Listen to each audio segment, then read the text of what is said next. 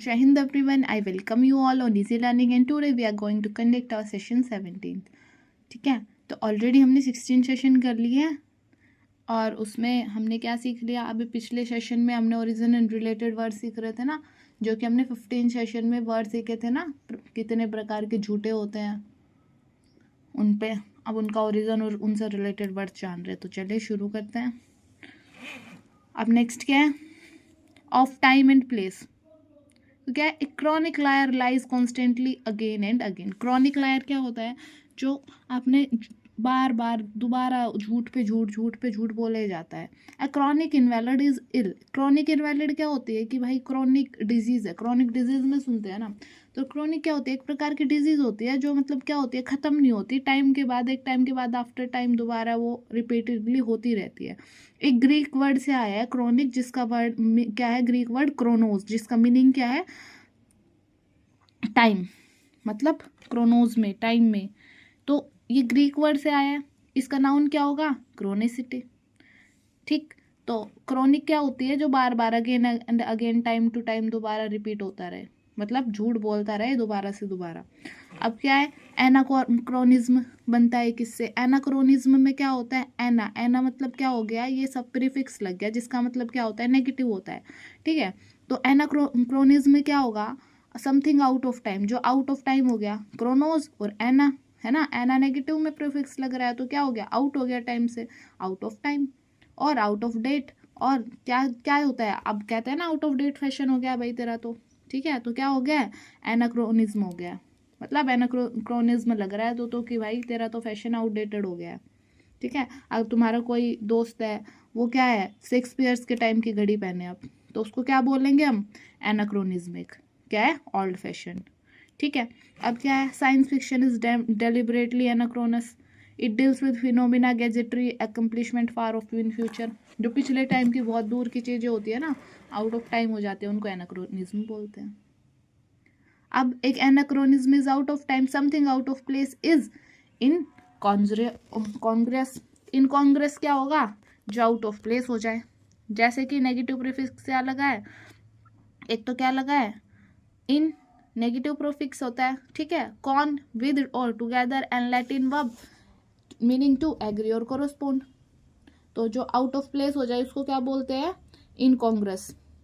Thus it is incongruous to wear a sweater and slacks to formal wedding। आप एक sweater पहन के जाएंगे एक फॉर्मल वेडिंग में, तो वो क्या होगा, आउट ऑफ प्लेस होगा ना। आप किसी जगह पे जाते हैं, जगह के अकॉर्डिंग हम अपने कपड़े भी तो चूज करके, अपनी आउटफिट चूज करके जाते हैं ना। अब कोई स्विमिंग के लिए जा रहा है और गाउन पहन के जा रहा है, कैसा लगेगा, तो वो क्या होता है, आउट ऑफ प्लेस चीजें हो जाती है। अब क्या हो, अब वेस्प वेस्ट की जो पहले चलती थी ना, वेस्प वेस्ट की, मतलब बिल्कुल पतली कमर है, ऐसा टॉप आता था, ठीक है, अब वो आप पहनेंगे 18th सेंचुरी की। या फिर क्या है, पावर विग, जिसके हाथ में पावर होती थी ना, वो विग पहनते थे। ठीक है, तो वो क्या है, सब इनकॉन्जरिटी।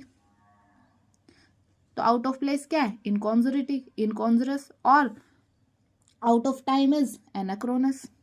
क्रोनोलॉजिकल क्या होता है, आते हैं ना क्वेश्चंस भी कि arrange them in chronological order, मतलब अर्लीस्ट से लेके अभी तक क्रोनोलॉजिकल, सही टाइम से रिलेट करके। क्रोनोलॉजी क्या होती है, साइंस होती है टाइम एंड ऑर्डर की और एक्यूरेट डेटिंग ऑफ इवेंट्स की। ठीक है, और जो एक्सपर्ट्स होते हैं उन्हें क्या कहते हैं, क्रोनोलॉजिस्ट कहते हैं। Next one is chronometer. Chronometer क्या करता है, कैसे बना है, क्रोनो का मतलब टाइम और मीटर मतलब मेजरमेंट, तो टाइम के मेजरमेंट के लिए जो शिप्स पे यूज होता है ना, वो क्या होता है, क्रोनोमीटर होता है। अब प्रीफिक्स सिन, सिन प्रीफिक्स को टुगेदर लगाते हैं हम किसके साथ, आइस के साथ और क्रोनोज के साथ, तो क्या बनता है ये, सिंक्रोनाइज, सिंक्रोनाइज। तो क्या मतलब होता है, सिंक्रोनाइज को टुगेदर रखना, टाइम को मतलब एक समय पे किसी चीज का मतलब सम्मेलन, एक तरह से कि किसी चीज को सिंक्रोनाइज करके, हम कहते हैं इसको सिंक्रोनाइज करके डिफाइन कर दो, मतलब उसके सारे एस्पेक्ट्स को एक साथ एक चीज में गठित करके बता दिया जाना। जैसे कि और क्या है कि सिंक्रोनाइज कर दिया टाइम को, कि भाई तू और तेरे दोस्त ने और आप लोगों ने ना, दोनों ने सेम वॉच पहनी है, अब इसके टाइम को और सिंक्रोनाइज कर लो, मतलब एक साथ सेम जगह पे सेम सेट कर दो।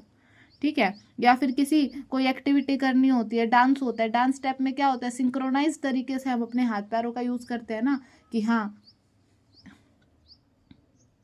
तो सिंक्रोनाइजेशन क्या होता है, एक सेम टाइम पे सेम रेट पे चीज़ों का यूज़ करना, सही तरह से, मतलब किसी चीज़ को बताना एक ढंग से, संगठित तरीके से, अच्छे तरीके से।